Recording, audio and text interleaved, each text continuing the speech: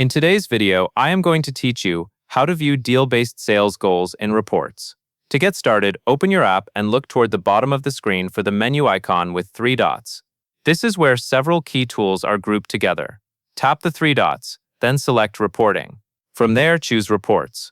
This brings you into the area where you can build and review report layouts, including reports that compare sales performance against your goals. Once you are on the Reports page, find and click Create Report. This begins the report builder flow. Creating a new report is helpful when you want a clean report focused on a specific topic, rather than editing an existing report that may include filters or fields you do not need. Next, choose the option for a single subject report. A single subject report keeps your data focused and easier to read because everything in the report is based on one main category. This is especially useful for goals reporting, since you typically want a direct comparison between targets and actual performance without mixing in extra subjects.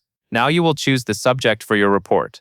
In the subject selection area, search for goals. You can either type goals into the search bar or scroll through the list until you find it.